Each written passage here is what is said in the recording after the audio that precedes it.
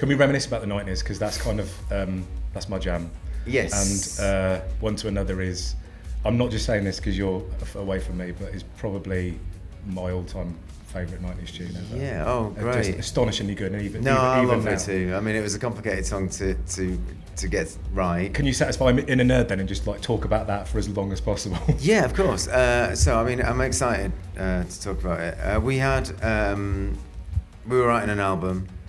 It became Telling Stories. Yeah. Me and Mark had written North Country Boy, I think, and we came to see what Martin and Rob and John were up to, and they had this riff, the riff of One to Another. Yeah. And they played it for about a day and a half, maybe, with nothing else. And it was just me and Mark were just like nodding our heads, thinking, yeah, it's pretty hypnotic. It really works, but you know, it needs something else. Yeah. And Mark came in with the chorus, and that was basically the foundations of the song. We took it to the studio, and then sent a demo to the Chemical Brothers, and they really liked it, and they particularly liked Mark's riff that went over the piano riff. So they worked on that a lot. They did a couple of mixes of it.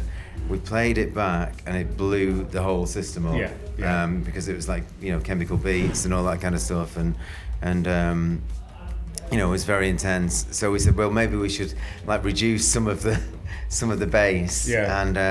And that's what we did. We just reduced a little bit of it, kept a lot of their ideas in it.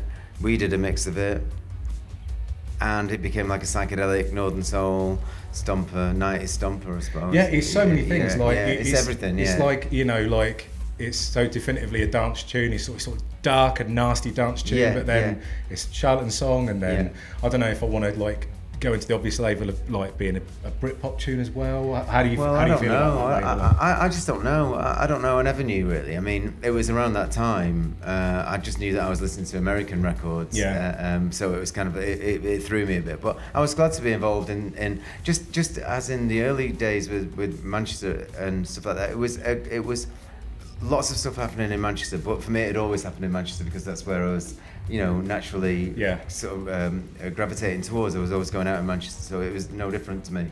But it was a worldwide phenomenon, really. There's bands from all over the country, you know, Scotland and you know, just bands springing up everywhere.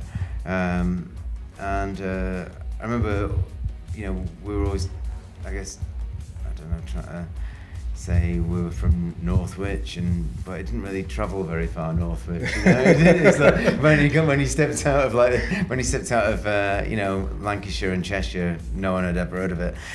So it's just like, you know, happy to be involved in all that, and then happy to be involved in anything really. It's like just music that gets played on the radio, I suppose. Yeah.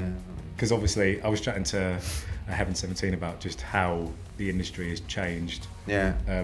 Maybe for the good, but also just you know, how it's consumed now, and how it's difficult to sort of break through. And then you know, you've been quite an advocate for the whole, you know, the merchandise thing as well, haven't you? Yeah.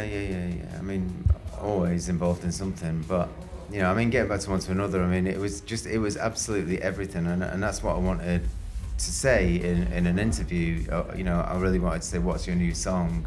And my answer would be, it's everything, you know. And I felt that was probably the first time that we'd really achieved that. It was like all of our influences like crushed into this like 3.5 minute pop song. You feel that way about that song? Yeah, really did. Really, that's why it was really hard to make, because everyone's sections were like, oh, it's scattered around, you know. It had to be this, and had to have this, and had to have, I don't know, John Brooks, our drummer, really wanted it to sound like, you know, a dinosaur movie, and you know, and there's like clocks ticking and like Pink Floyd, and there's like, you know, just like everything really. It's like a real garage psych as well, and Northern Soul all in one, you know. Yeah. Well, I played my much younger wife, who I drove down here. She's going to be watching from far away tonight. Okay.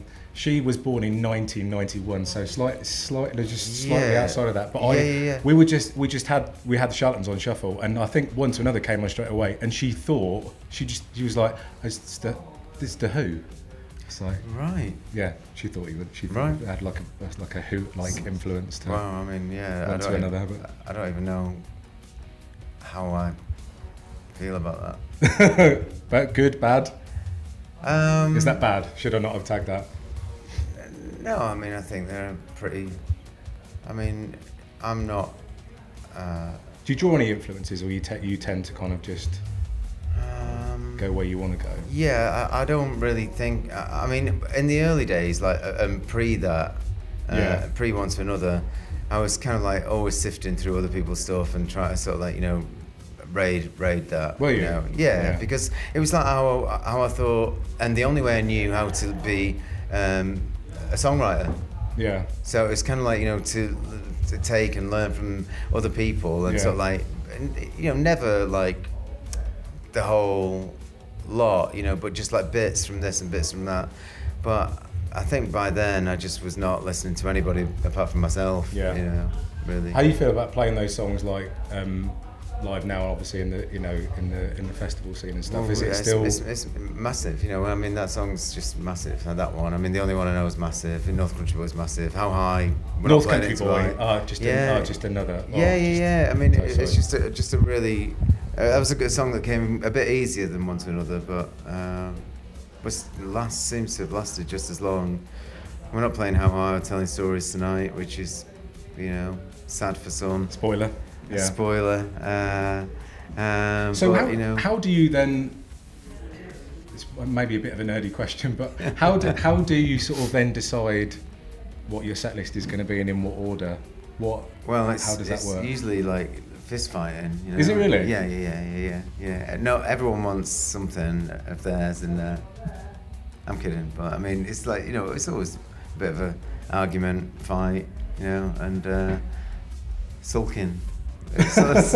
Sulking gets you quite far, I think. Yeah, good move. Yeah. Does it feel like 35 years ago? I don't know whether it's the age that I am, but I've got this. A lot of people are hung up on this thing about the 90s. Definitely wasn't 30 years ago. It was 10, 20 tops. Yeah. No, I think that too. I mean, you know, I only feel 35 anyway, so it's kind of quite difficult. You know. Thanks for chatting to us. What a bombshell! I cannot wait for you. Oh, song. Amazing! Yeah. I'm really looking forward to it. We're starting with then. After Sophie Ellis-Bextor. Yeah. It's gonna be great.